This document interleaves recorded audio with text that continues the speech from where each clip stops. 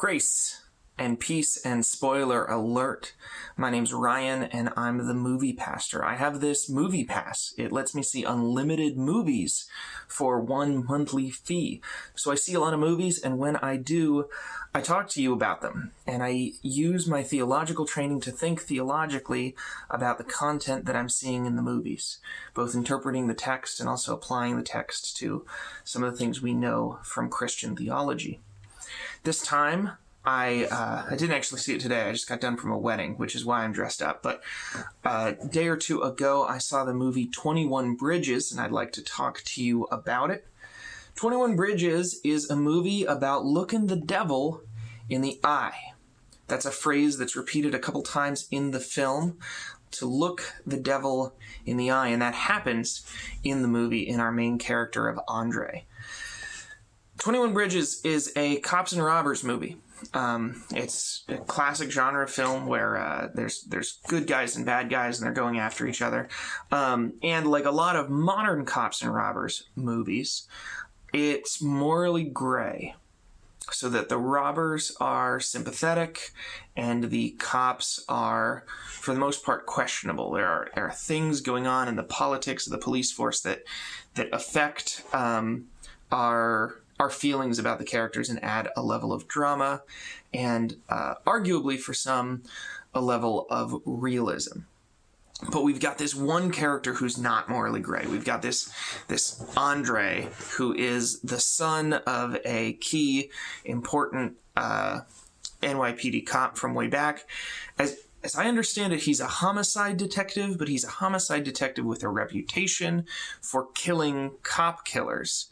And as a result of his just kind of unimpeachable moral integrity, he is always in trouble. He's going to meetings with internal affairs. He's got a bad reputation around the precinct. And indeed, by the middle to end of the movie, he's put in moral danger with guns pointed at him for his inability to compromise. So that's what it looks like, according to 21 Bridges, to look the devil in the eye. When you look the devil in the eye, when you come face to face with the evil and the corruption that is present in this world, the devil comes after you. And in this case, the corrupt police force, as well as the criminals who are, I mean, say what you will about them, they have integrity. They say that they steal and deal drugs, and they do steal and deal drugs. They are what they say they are. But all of them are after the one person who's really doing his job, Chadwick Boseman's character.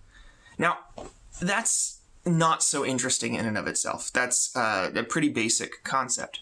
But I want you to notice the demonology that's going on here. So they repeatedly call it the devil. And what is the devil? The devil is crime in New York City. The devil is police corruption. That's actually really consistent with the New Testament. The New Testament sometimes refers to Beelzebub, a lord of the flies, but one of the most common words that's used that's translated devil is diabolos, which is really an adjective, except they've stuck a little definite article in the front of it, ha diabolos. So the evil, the bad, actually the more specific root of the word is slander. The testify falsely, the false testifying, or so we've taken an adjective, we've made it into a noun. One of the best translations would be the evil one, the thing that is evil. Sometimes in the New Testament, when we think we're talking about the devil, you can really do a one-to-one swap, and often we're talking about Caesar.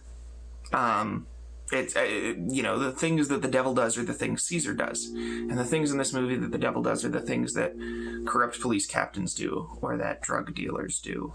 And so there's this sense that whether you're a Christian or not, whether you are a Christian that believes in a personal devil or you don't, you can believe in looking the devil in the eye.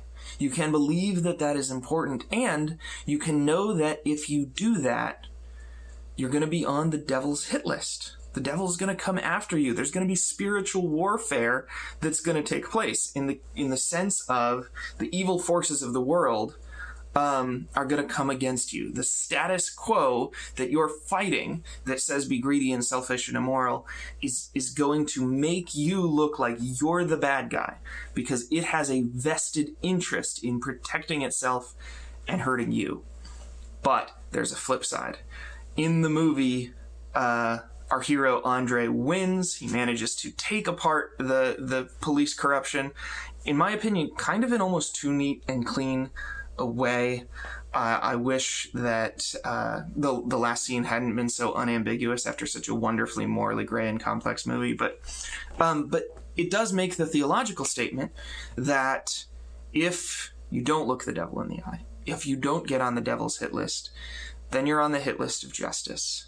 If you decide to compromise, if you decide to cut corners, you might benefit short term. You might get some extra supplement to your salary. You might win some extra friends, but eventually the good guys, justice, is going to come for you. And so how do you want to live? I think 21 Bridges asks us that question, and I think 21 Bridges has a good suggestion on what the answer ought to be. I'm Ryan. I'll see you next time. Please like, comment, and subscribe, and talk to me. Let me know what you're thinking, how you feel about demonology. I'll see you in the next video. And when in scenes of glory I sing